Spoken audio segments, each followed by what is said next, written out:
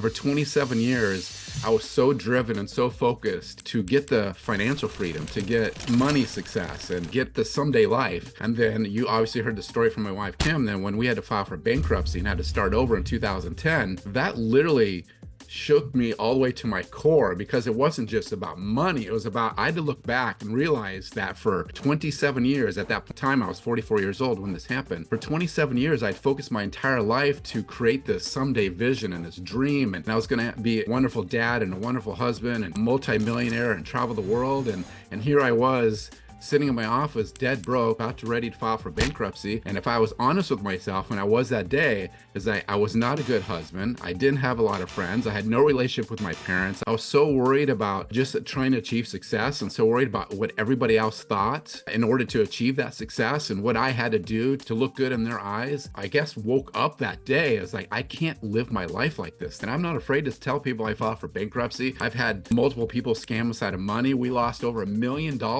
from a business partner that stole it from us in 2016. I mean, that's just part of my story. I'm not going to hide that. We live in the United States, which is the greatest country in the world because of the freedoms we have, but yet every day people are walking around and they're not free. They're enslaved to their phones. They're enslaved to what everybody else thinks about them. They're being driven by anything and everything but themselves. So freedom to me is about letting go and just being who you are. If you're worried about what other people think, you're not free.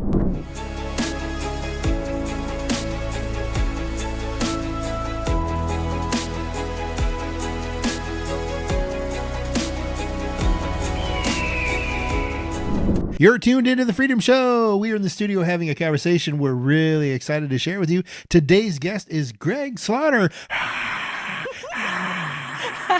The crowd goes crazy. Flip loves doing that. Yes. Thank you, everybody, and thank you, Greg, for being a part of the show. Yeah. We're super excited to have you here. And before we get into the mix of things, Flip is going to tell all of our listeners a little bit about you. All right, I have my Ben Franklin's on. Yes. There we go. Mm-hmm. Greg Slaughter is a high-energy, passionate speaker, published author, mentor to entrepreneurs, and is known as the systems guy for his unique ability to systematize anything and get results. He has spoken on numerous stages across the country and has been recognized and interviewed on TV, radio, and podcast, as well as featured on the cover of Think Realty magazine. After spending 19 years with McDonald's Corporation, he left and took that experience combined with his unique style of vision and turned that into multiple successful businesses and over 1,500 real estate transactions. Greg earned the nickname of the Systems Guy because he has the unique ability to take something that seems complicated and make it super easy and simple to achieve results. He looks at things much differently than most and can then systematize it to get the desired outcome much easier, which is what led to his tremendous success. Rather than retire, Greg now dedicates his time to creating a legacy in honor and memory of his two lost daughters by sharing his successful systems and challenging his audiences to think differently so they may live the life they desire and deserve. When not helping entrepreneurs implement systems that achieve results, Greg is traveling, we know that for sure, and experience the world with his wife Kim, or attending a live sporting event, which I think they're at an Arizona game every day. Anyway, always joking around and laughing, he believes life is short and we must live and enjoy every moment, and brings that approach into everything that he does. Love it. Welcome to the show, Greg. Oh, thank you so much for having me on the show and allowing me to be part of it and hopefully make an impact on someone's life today. Yes, we are so excited. One of the things that we talk about all the time about this show is it's the very first podcast that we've ever had guests on. And we really wanted to dedicate this season to introducing our audience to people that we know, like, love, and trust. And you are one of those people. And so we recently had your wife, Kim, on the show as well. And it was a fantastic episode. We're super excited to get the counterpart here. I got something to live up to now, or? It's just, you know, that each side of the story, we're like, oh, okay, we'll ask Greg. We're really excited. I'm just telling you right now, my side is the right, true side. Okay. I'm just saying that right now. But you guys are great friends of ours. You've been in our network for a long time. Flip shared the story about meeting you in Arizona at the RIA there. Mm-hmm. And, you know, we're in masterminds together, and we're just, we want. Did they tell you how embarrassing that was for me? No. I think I might have left that part out. Yeah. You don't remember that? Go ahead. No, please. No, so when you guys introduced yourself and you said your name was Flip, I thought you were joking. I thought that was a nickname. So I asked you, is that your real name? What's your real name? And when you told me it really was Flip, I was really embarrassed. So that was actually our first introduction. I can't believe you got that. So I probably I, shouldn't have I, reminded you because I now think you I know. get that. I was like, Yeah. man, I could have gotten away with that. I think I get that from everyone, so I'm just kind of used to it. Yeah. That's so funny. But we're just excited to share our network with you and you with our network. We think you're pretty amazing and we're excited to have you on the show. So we want to start things off with freedom. That's what we talk about. It's what we're passionate about. And so we would love to hear what freedom means to you and tell us a little bit about your story and your freedom journey. Okay, well, I'm going to probably have a little different answer than you're used to because I'm guessing everybody says freedom is financial freedom or freedom of their time. I'm going to go in a little different direction because I think freedom is basically allowing you to be yourself. That's freedom. When you can actually be true to who you really are, and then that allows you to share your story, allows you to impact others. And I think too many people in this world, I mean, we live in the United States, which is the greatest country in the world because of the freedoms we have, but yet every day people are walking around and they're not free. They're enslaved to their phones, they're enslaved to what everybody else thinks about them. They're being driven by anything and everything but themselves. So freedom to me is about letting go and just being who you are. If you're worried about what other people think, you're not free. That is good. That is Bam. probably the best answer that we've had so far. And cut. Thank you. Good night. All right. Can I just drop the mic and leave? Or... We'll see you next Wednesday. Bye, everybody. Yeah. That's going to be a good soundbite that we're going to be like flashing everywhere. No, I really love that because let's just stay on the subject for a little bit before you go into your freedom journey. This is a problem for America today. This is that cell phone problem, especially. And we talk about this a lot, how we are very addicted to the phones. We're very addicted to what is going on in other people's lives in social media. We're addicted to the virtual connection instead of actual physical connection. There's so many things in today's day and age that we've just lost something about trying to find who we are. So how did you get to the point where you are, where you're kind of that, like you just got on a pedestal and said, hey guys, this is what's up and this is what's important. And a lot of people are scared to get to that level. So before you go into your freedom journey, share that with us. Well, they kind of intermix actually, because for 27 years, and I share this part of my story when I speak, for 27 years, I started when I was 17 years old. And for 27 years, I was so driven and so focused to get the financial freedom, to get money success and get the someday life. And then you obviously heard the story from my wife, Kim. Then when we had to file for bankruptcy and had to start over in 2010, that literally shook me all the way to my core because it wasn't just about money. It was about, I had to look back and realize that for 27 years, at that point in time, I was 44 years old when this happened. For 27 years, I'd focused my entire life to create this someday vision and this dream. And I was going to be, a wonderful dad and a wonderful husband and, a multimillionaire and travel the world. And here I was sitting in my office, dead broke. We are about to ready to file for bankruptcy. And if I was honest with myself, and I was that day, is that I was not a good husband. I didn't have a lot of friends. I had no relationship with my parents. I was so worried about, just trying to achieve success and so worried about what everybody else thought in order to achieve that success and what I had to do to look good in their eyes. And I guess woke up that day as like, I can't live my life like this. This isn't what life is supposed to be about. And I was just so lucky and blessed that happened to me. It was a life-changing event. And literally from that point forward, it's just like, I think you guys know me well enough. I honestly just don't care. I mean, I care, I guess that's not the right word, but I don't allow it to affect me, what other people think or whatever. I am me, and either you like me or you don't. I mean, that's just the way it is. I don't want to change for anybody. Yeah, we do know that about you, and I respect the heck out of that. I remember we were at a mastermind, and we always, whenever we see you, we come up and we give you and Kim a big hug and just check in, see how you're doing if we haven't talked in a while. And one of the days you had asked me kind of, I don't know how you put it, but you're like, how's business going?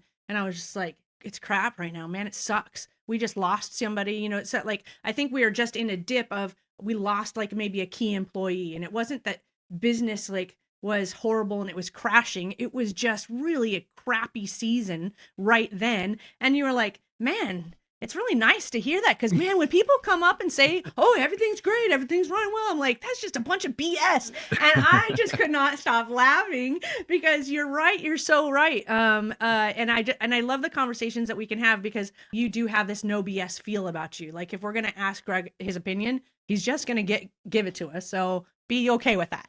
And I did that for you for that 27 years. You try to hide everything, right? Isn't that what we're trained to do? You got to look good. You got to look your absolute best in everybody's eyes. So you try to hide everything, and you only show the good side of things.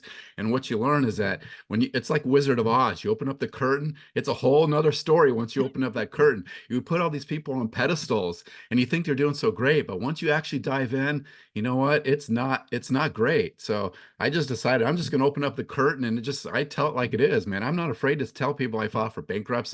I've had multiple people scam us out of money. We lost over $1 million from a business partner that stole it from us in 2016. I mean, that's just part of my story. I'm not going to hide that. It happened, and it is what it is. Yeah, you know what that does is it brings realness to the world that we don't get to see very often. It brings authenticity. It brings the person listening a little bit of confidence. Like, oh, geez, everybody's not perfect. Like, maybe if I was doubting myself, and if I wasn't sure if I was as good as somebody else, Greg just told me that he just went through this, and I haven't experienced that yet. I hope never to experience it, but look, he made it. Yeah. Like, and look where he is today. And suddenly you've got this, oh my gosh, I might be able to do this too.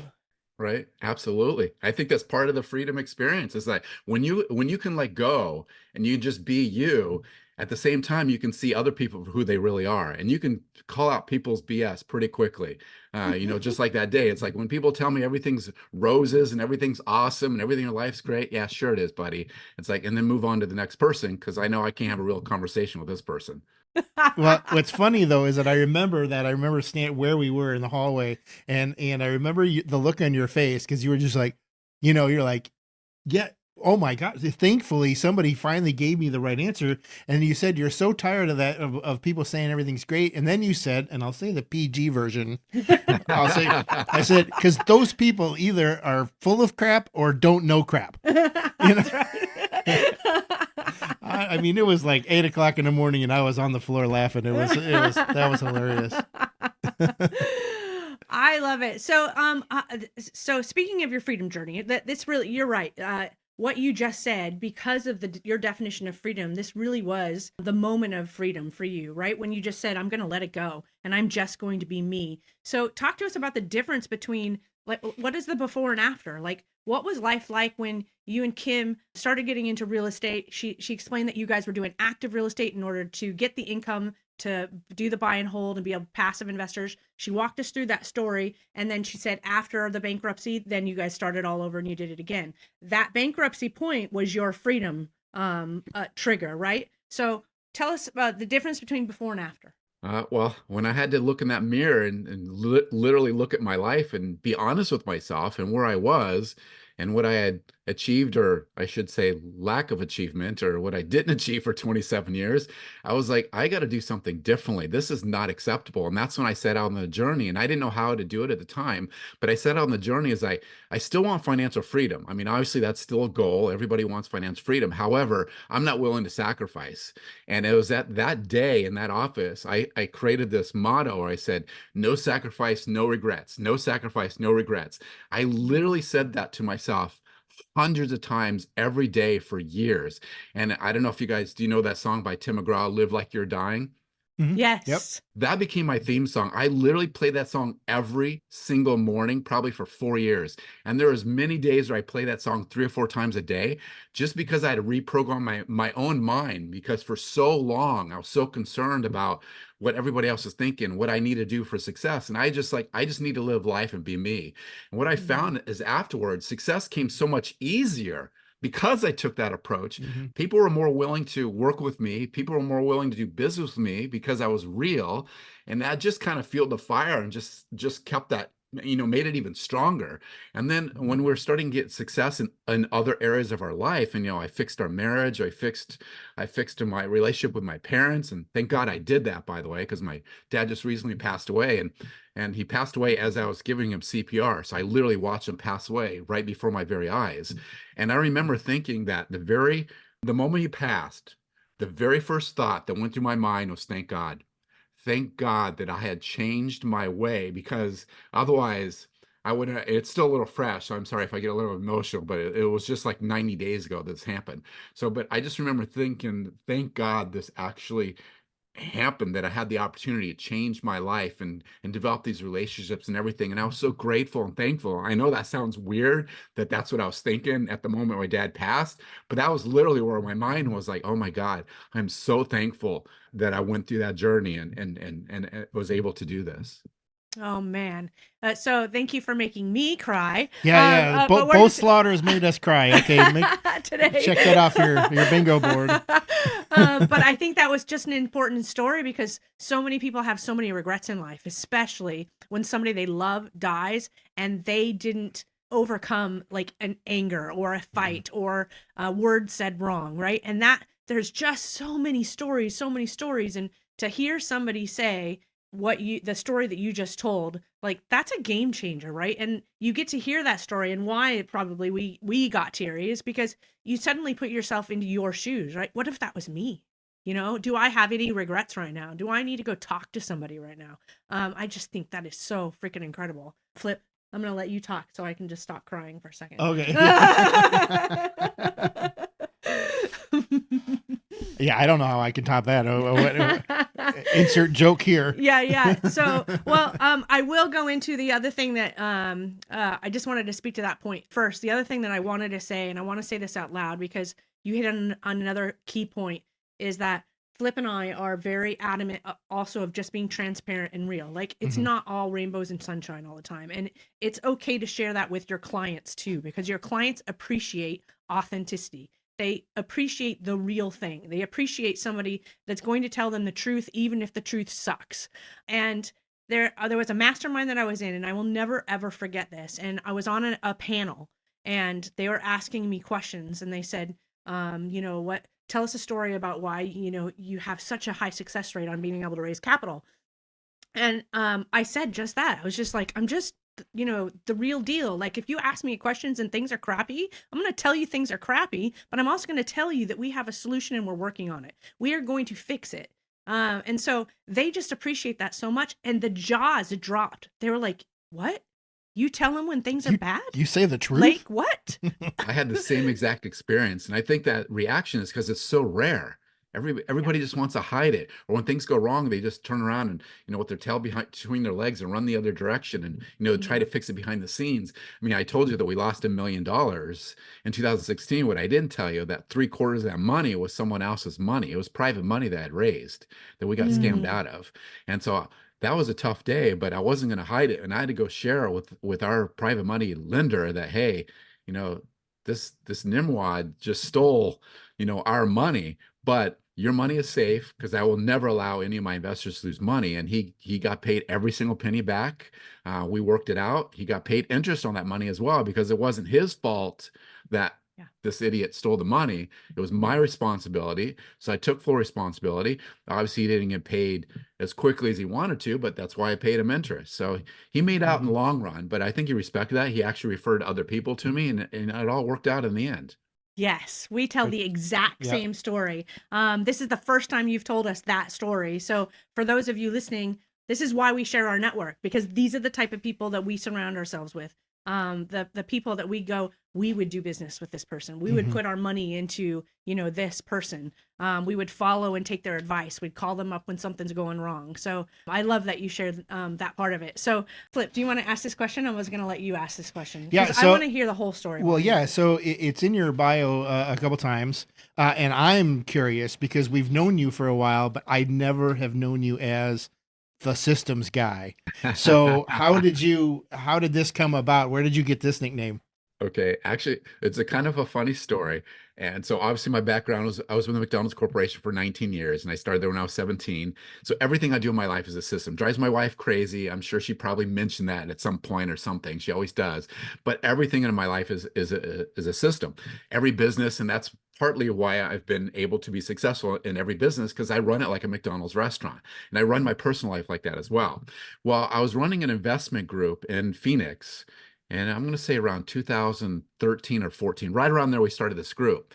And every single month, the first Tuesday of the month, I teach on a topic on how to invest in real estate. However, it was always a system. So literally, it was about 4, 5, 6 months into this lady, and I wish I could remember her name because I give her credit, but I don't remember her name. And she said, "Yeah, you're the systems guy." And then for whatever reason, it just kind of stuck. Right. So for the next 3 or 4 years, everybody was like, he's a systems guy. He's a systems guy. Now, I'm going to be honest with you. I wasn't that proud of it at first because it sounds so boring. I mean, literally, it's like, somebody, if I didn't want somebody to introduce me as a systems guy. It's like, oh my God, this guy's going to be boring and they're going to head for the doors, right? I don't want to hear from this guy. So I kind of ran away from it, which is why you probably never actually heard that because we're here in Phoenix going to my meetings and stuff. But in Phoenix, I'm pretty well known as a systems guy. Outside of Phoenix, I'm not known that because I was hiding it. It was only in the past, I'm going to say 4 to 6 months where I said, screw it. If I want to be free, I got to be who I am. That's who I am. I'm the systems guy, right? I need to follow my own advice. I'm free and everything else. So it's like, I just took it. I just live with it now. So it's who I am. It's part of my life. It's given me all the success that we have. And, I'm not going to run from it. So people may think it's boring, but, it's given us one heck of a great life. You know how many masterminds that we have been in. And you guys are a part of many masterminds too, because I see you guys traveling all the time. And sometimes it's for fun, but sometimes it's for masterminds, right? And you are speaking at some of them and you're attending some of them. It's just a mix. When I see people raising their hands for how can we help you, right? When you're having that kind of round table in masterminds, processes and systems, operations, it's one of the biggest things that people ask for help, right? So you're like a hero to many people that you actually have this natural talent that many people just don't have. So I love that you're actually, kind of putting on the cape and saying I'm the systems guy, because I think there's so many people that are looking for the systems guy, because that's where maybe they have like this special gift, but they're not able to bring it to the world because they lack expertise and confidence in this area, right? And this is where you're going to be able to help them. And I'm really excited to be able to dive into some of this stuff. But before we do, remember, we had a podcast with Kim and we got to hear the goop about, Greg and Kim and working together and living together and the marriage stuff. So we're going to go to a quick commercial break. But after this commercial break, you're being put on the spot, Greg. And we're going to ask you some questions. We won't embarrass you too much. Oh, I'm sure Kim already did, so I'm not worried about it. All right, everybody, you are with the Freedom Show right now with our guest, Greg Slaughter. We are just going to cut over to a short commercial break and we'll be right back. Add new income streams to your financial statement. Freedom Family Investments can help. Own property and get paid rent. Join funds and get paid interest. Wealth is well-being. Own your own future. Freedom Family Investments. Get more time to focus on what matters. Learn which investing path is for you, where to start, and who to trust. Visit freedomfamilyinvestments.com.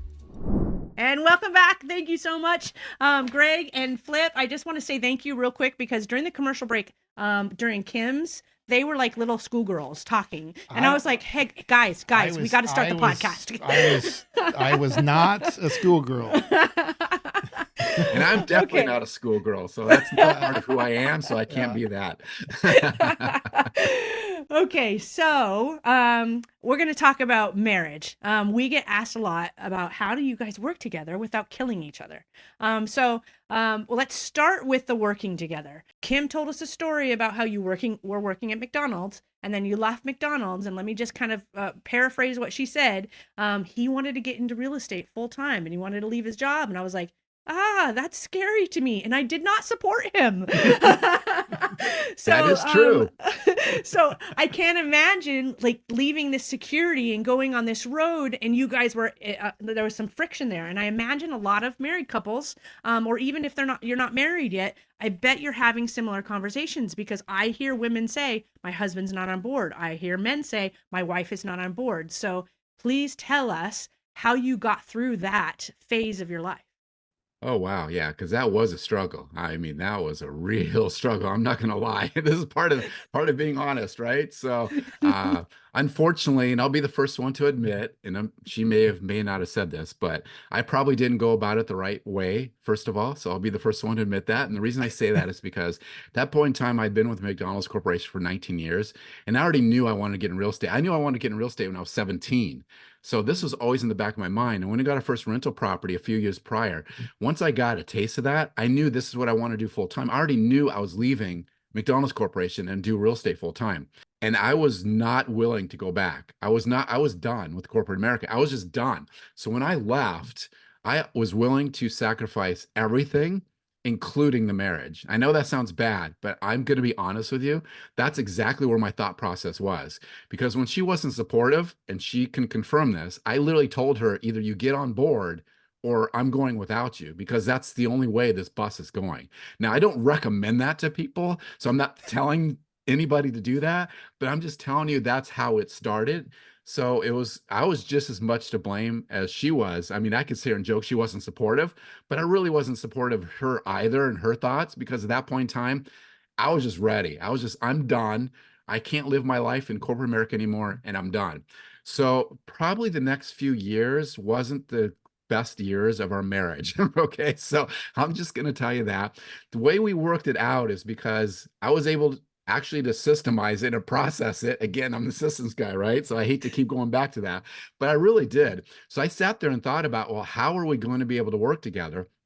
And when I realized that this is no different than any other business, and I've already run multiple businesses in corporate America, and I'd run multiple businesses and consulted on multiple businesses. So I already knew how to do the business. And I was like, okay, if we're going to work together, we can't work together as a husband and wife. So that was the first conversation we had, is like, we have the husband and wife at home, and then we have the business. And the husband and wife does not carry over into the business. And in a business, there's only one CEO. There's only one person in charge. So we have to figure out who's in charge. We can discuss things all we want, but ultimately it comes down to one person has that final decision. And we have to decide who that person is right now. So there's no other discussions ever again on this topic. Obviously, because of my background and what I had done, it was a natural for me to take on that role. So my role was that I have full 100% responsibility for all final decisions. So that was the first thing that we had to do. And I get asked this question a lot. We've been interviewed a lot on this, and I tell everybody the same thing. If you're a couple and you're going to work together, you have to decide up front who's ultimately going to be making the final decision. You can still discuss things, but when it comes down to it, you can't argue it. You have to agree up front. Either he does or she does, has the final decision, and the other one just goes with it. So that was the first thing we did. And then you have to also understand what your strengths are and what their strengths are. And you have to play out those strengths. So, for example, I'm more of, as we've discussed, I'm more of the systems routine guy. And I'm like, it's either done or it's not done. I'm really black and white. And she is the exact opposite, just like most couples are.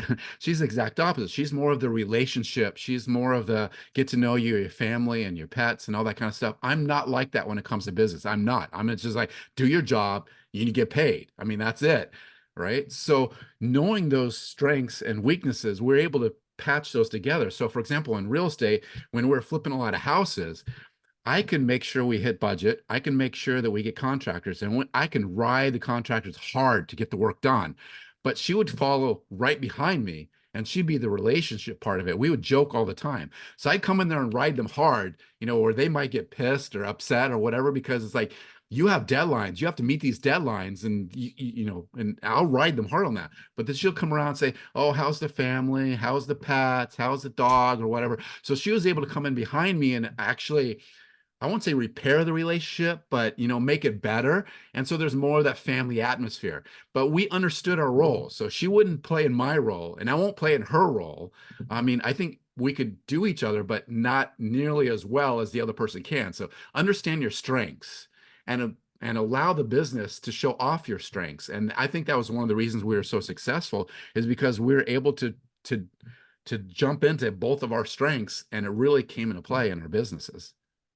Wow, that is incredible. I love the way that you put it. And for us, it's the exact opposite, right? Yep. This is Kim over here, and I'm Greg. Yeah, I think that's super, super powerful. The way we always described it was really just stay in your lane. That's how we said it. Like if he was doing acquisitions, I was raising private money. So when I needed more deals, I'd go, hey, Flip, you need to go get more deals. And when he needed more money, hey, Dani, I need more money. So we didn't do it the exact same way. So I think it's a different language, but they both worked, and you ended up being successful. So I love that part. So let's fast track a little bit to the personal side of this, because you are husband and wife. So you gave an example of that we're husband and wife at home. This is a business, right? So how did you reconcile what that looked like? Okay, so that was one of the things that I wasn't very good at until we filed for bankruptcy. When I look back, and I decided that I was not a good husband. I was a typical entrepreneur. I was a typical high achiever. So I treated her like she was a goal I had already accomplished. I'll be the first one to admit that. I was on to more goals and other goals and achieving this someday utopia life. Since I had already achieved her, she was already my wife. I basically took her for granted, right? So that's basically what happened up until we filed for bankruptcy. Afterwards, when I took a look back and I said, you know what, she deserves better than that. I can be a better husband. Then what we did is to help separate the work, because everything was work to me. I mean, that's just the way it was. At that point, our relationship blossomed when I was able to separate. And the way we did this is, one, we started, it was back in 2011, I started what's known now today as Fantasy Friday. You guys have heard this. Back then it was sneaker. Yeah. So it's like I made a promise that every Friday from 12 noon on, I would turn no phone, no work, no email, no nothing. It was 100% complete shutdown, and it was 100% focus on her. And I made the same agreement the other 6 nights of the week that I shut it down at 6 p.m. So that's why I don't take any appointments or anything after 6 p.m. because from 6 p.m. to when she goes to bed, it's usually between 8 and 9 o'clock. She's an early bird and I'm the late bird. So between 6 and 8 to 9, I don't work. I don't do anything. There's rare exceptions if we're on the road or something, but 95% of the time, it's dedicated 100% to the marriage and to our relationship. So every night from 6 to 9, let's say, I can go back to work afterwards because I still like to work and I enjoy what I do. So I go back to, like, this past 2 weeks, I put in a ton of hours, and many of those hours are after she goes to bed, and it's just me. So I can get stuff done. But we have those set time periods where we don't discuss business. We don't talk about anything other than ourselves, getting to know each other. And we literally treat it like it's a date, as if we're still courting each other. And to help with that process is we alternate who's in charge. So like one Friday I'm in charge, the next Friday she's in charge. So that way we each get the opportunity to try to take the other person on a date. And here's a trick. When you first start off, and I've recommended this to many couples, and they've gone through the same process, is that when they first start off, it's always about, it's about what I want to do, what I want to do. The relationship is healthy when those Fridays turn into what would they like to do. And suddenly the Fridays become, now I'm trying to make a special day for the other person, right? There's usually a transition. It may take 6 months, 12 months, but when that transition happens, that's when you have a really good, healthy relationship, because you're trying to make the other person happy. Oh, that is so sweet. Isn't it though? I love this story. Okay, we can talk about this for I was starting to think of, you remember our couch? Uh-huh. We have this couch, deep couch, Yeah. where every night? It was every Yeah, night? every night we would switch places. Like, it's like, those chaise couches where you get to put your legs out and everything. Every night we'd switch. We call it the corner. And if you were in the corner, you got spoiled. And Yeah. so the other person had to go get drinks or food or whatever it was. And you needed a blanket, whatever. I mean, you had to get up and go to the bathroom. That was the only thing you were responsible for. Yeah. But it was just kind of a neat, different type of play on what you just said. So that is so cool. I love the ideas of gamifying things like this to make them really fun and enjoyable. And I just really love the dedication of getting to know each other as if it's a date, because I think that's hard to do too, because you know each other so well, you've lived each other for so long, but making the effort to go, hey, let me get to know this person a little bit more. And how would I go about doing that? You're not the same Yeah, person you got married. I'm not the that's same right. person I was when we got married, 27 years ago. She's not the same person. We're different people. And I see so many couples, they get divorced because they've grown apart. Well, the way you prevent yourself from growing apart is you continue to learn about each other and you discover each other and you appreciate and respect each other for who you are. And you're going through that life, the growth of life together. And there will be periods of time where you may not be in sync, but if you can openly discuss that and share that and respect them for who they are as they go through their journey, then you can get through those periods much easier. Wow, that's super powerful. Thank you for sharing that personal side of your life, Greg. I know it's going to help a lot of people. So I want to dive into what I feel like is the most important part of this podcast today with you, and that is you did achieve freedom in two different ways, in my opinion, in maybe many, many different ways. But a lot of people do view financial freedom as one of the number one goals because the finances allow them to do things that they love, that they are passionate about. And I know that's what we're going to dive into now is your passion project of where you're at in life right now. And your freedom point of bankruptcy and of just being you and letting everything go. So can you share a little bit about the financial freedom piece? We talked through the story of active investors to passive investors. There came a point in time where you felt, I have the financial piece in place that I can now pursue my passion project. Talk about that journey and then your passion project, if you wouldn't mind. Okay, well, actually, they kind of mix because my passion project is about teaching people how you can achieve financial success while simultaneously at the same time still do what you love to do and still have the life that you want, because that's literally what my passion is, teaching people how to do that. You can achieve your financial success and your someday life without sacrificing today. And I think that was one of my biggest mistakes that I learned prior to the bankruptcy is I was sacrificing today for tomorrow. See, we all have this belief that we have to achieve financial freedom first, and then you can pursue your passion projects or you can have the life you desire. I don't agree with that anymore. I don't buy into that philosophy anymore. I believe you can do them simultaneously, and that's kind of what my passion project is. But to answer your question directly, as far as that, what that transition with financial freedom was, and I get this question a lot, is like, how were you able to go from bankruptcy to financial freedom as quickly as you did? Well, first of all, I don't think it was that quick. But to everybody else that thinks it's quick, I think I could literally do it in half the time if I had to start over again. But I'll give you the same answer, and it's much easier and simpler than people think it is. Because what I found is that it's just a matter of focus. See, the one thing I did differently after the bankruptcy, prior to the bankruptcy, is that prior to the bankruptcy, I did what everybody did. I wanted financial freedom, but all my time was spent on trying to do anything and everything else. I was looking for financial success, and all my goals was on financial success. And there is a difference between financial success and financial freedom. So let me explain the difference. So most people are setting goals about they want to do more deals, and they want to make more money and all this, but they're not setting goals as far as our passive income. What we did differently after the bankruptcy is that was the only goal I set was financial passive income, period. We just stayed focused on that. I had so many opportunities to make more money, open more businesses. I turned them all down. I would always ask myself one question and one question only. How does this directly or indirectly increase my passive income? Period. That was my question. That's as simple as it got. Every time I went to go do something, before I did it, I'd ask myself, does this improve my passive income? Yes or no, directly or indirectly? And if the answer is no, I didn't do it. I know that sounds so simple, but that was literally the answer and how we were able to achieve it so quickly. Everything we did involved passive income, period. And what you focus on is what you get. So I stopped focusing on all this other crap and wholesaling and flipping and all this other stuff that everybody wants to do. And you get sucked into it. You're into that for 3, 4, 5 years. And you look back and you've done nothing for passive income. That's right. Yes. I was listening to the story, thinking of all of our businesses. As you said that story, I was just like wholesaling, fix and flipping, funds and syndications. But the passive income piece was always the core focus for our personal lives and then being able to help others do it. So I like how they can all tie together, but look at how quickly you achieved what you did. And even though it doesn't seem quickly, and we talked about this with Kim a little bit, what people say is overnight success, takes years, right? Yeah. It takes years to get to where you want to be.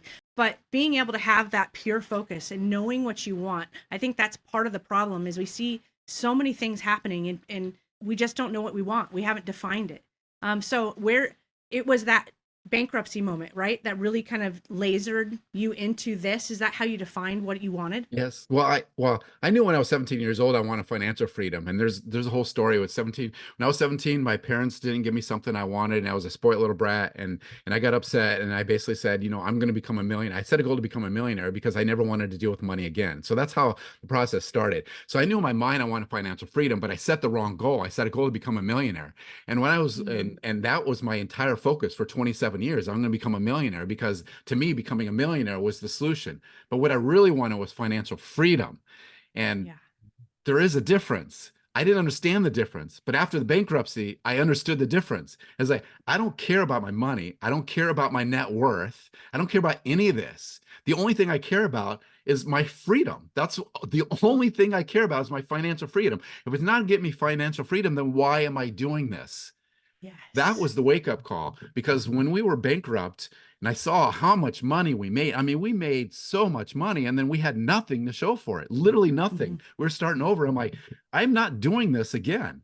So I'm Yeah. not wasting my time on something that I won't be able to keep permanently. That was, I guess, the aha light bulb wake up moment when I had to go through that. And that's why we were so laser focused, because I didn't want to go through that again.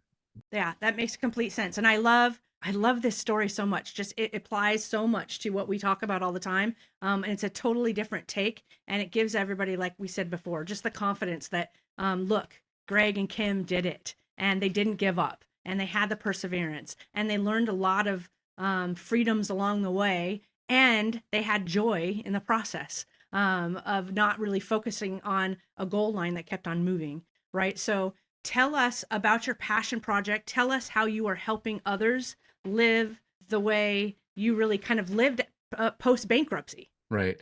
So that day when I set all those goals to be financial free while I fixed my marriage and fixed my parents, and also that day right before we filed bankruptcy said, and I'm going to do this while we travel the world. So we set a goal to travel through all 7 continents and do a road trip through all 50 states. Now, at that point in time, I had no clue how in the world I was going to do all this. So my first thought was that I'm going to find somebody else I can emulate, right? If I can just copy someone else, and I'm a systems guy and process guy. So I was like, I'm going to go find somebody else who's already done this. And I'm just going to find out what process or system they use. And I'm just going to copy it. That was my initial thought. So I started down that path. And unfortunately, I wasn't able to find anybody. I know that sounds sad, but every time somebody would point somebody out, or I'd look at somebody, this is somebody, oh, this person looks like they have it all, to what we discussed earlier, it was the Wizard of Oz. You open up the curtain, it's like, oh my God, they have a terrible marriage, or they have no relationship with their children, or they've already been divorced twice. They have no life. They don't do any travel. All they do is work 7 days a week, 24/7. It's like, I literally could not find anybody I could emulate. The only people I could find that had all that was somebody that was in much later stages of their life. So they were already in their 70s and 80s, so they had ruined their life for 50 years. They finally got money, but and now they have a good healthy marriage, but it's because it's their 4th one. Right. So because they ruined the first 3, or now they're great grandparents because they were crappy parents. Right. So now they're making up for it being great grandparents. Like, I don't want to, I mean, I love my wife. I don't want 3 divorces before I get the person I get to have fun with. Right. So I need to find a way to do this. And being the systems and process guy, I was like, you know what? I'm just going to figure this out. So that's literally what I did, is I just started testing things, and how can I do this? How can I put this together? How could I fix my time management? How could I fix my focus? And within about 3 or 4 or 5 years, it was around 2015 and 16, I was able to look back and say, hey, you know what?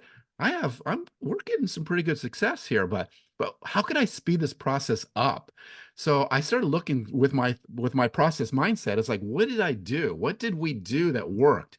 And what I discovered is that there were 6 things that we consistently did. When I did these 6 things in a very specific order, that it brought success. So I was like, I wonder if I just focus on those 6 things and those 6 things only and treat it like a process, like a business. And I just do these 6 things over and over again and just apply to every area of our life, if what would happen. Well, within a very short amount of time, it was incredible what happened. That's when we actually achieved, quickly our financial freedom. We renewed our vows. We've been traveling the whole time, but that's when we really stepped our travel, and it was just phenomenal. So my passion project now is that I like to share what that 6-step process is. So that I'm on this mission to share with as many people as I possibly can, because I don't want them end up out spending 27 years of their life, and maybe it's not in bankruptcy, maybe it's just when they're told they only have a few months to live, and I don't want them to look back and say, oh my God, I just wasted my entire life. So that's literally a passion of mine, and I'm enjoying this so much that I opened up an entire academy. So that's where the Strive to Thrive Academy came from, because the acronym, the 6 steps, is actually an acronym of the word thrive. So Strive to Thrive is actually, it sounds, we want to thrive, but at the same time, it's the acronym of what those 6 steps are. And so that's what my mission is, to share that with as many people as I possibly can and teach them and mentor them and help them through this process, because you don't have to sacrifice today for your success tomorrow. You can have it all. I know that sounds too good to be true, but I'm telling you, you absolutely can, and I'm proving it.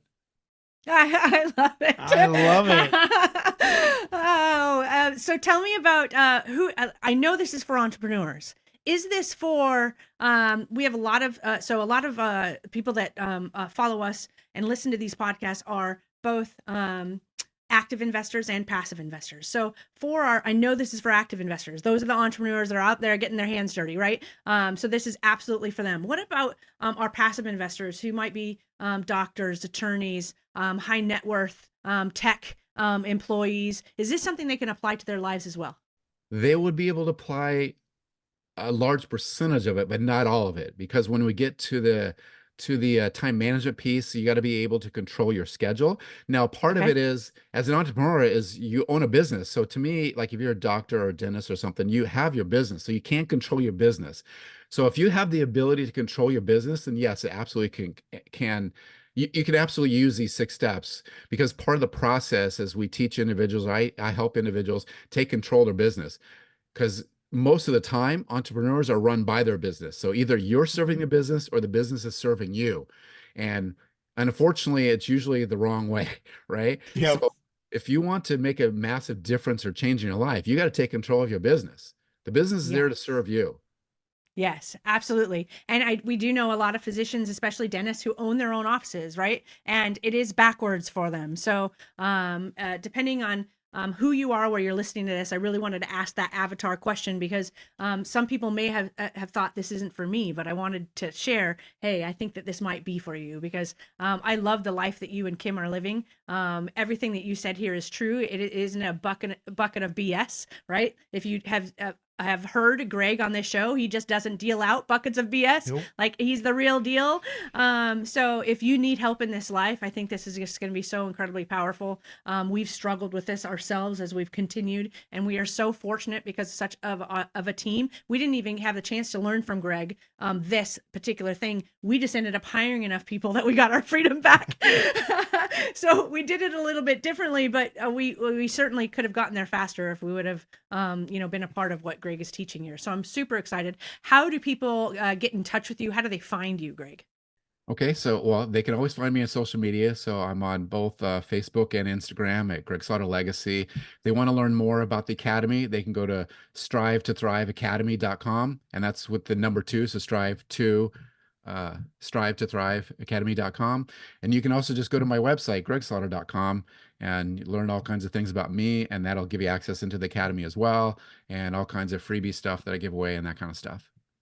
Yeah, so I'm super excited. We're going to put this in the show notes. So anybody who doesn't know how to spell all of that, just go to our show notes. You're going to be able to click on the information. But is there something that you're actually giving away for the Academy? And can you share that information with everybody? Yes, what I'll do for those that want to know what those 6 steps are, I actually I just recorded a masterclass on it where I go through all 6 steps. It's literally about an hour long. And I go through all of the 6 steps in detail, in pretty detail, how they're created, why they're created, and most importantly, how you can implement them in your life. So if you'd like a copy of that masterclass, you can just go to gregslaughter.com/thrive. So that's gregslaughter.com/thrive. And then you can go there and you have the opportunity to watch that masterclass and get to know what the 6 steps are and how you can implement them. I love it. That's awesome. That is so incredible. Well, thank you so much. Greg, can you leave us with one thing before you go? Just one piece of advice for our listeners on just anything. If they're listening to this, they're still looking for freedom. So if they're just going to take one thing away, what's it going to be? You don't have to sacrifice today for your freedom tomorrow. That's so good. And mic drop. I love it. Thank you for being with us today, Greg. Everybody, if you want to get in touch with Greg, we highly encourage you to do so. We're lucky enough to be able to see him and his wife Kim at every mastermind. So if you don't have that benefit, then reach out to Greg. Go to his website, find him on social media. Greg, it was just a pleasure to have you here. Everybody else, we're going to see you next Wednesday. And thank you, everybody. Have a great week. Bye. Bye.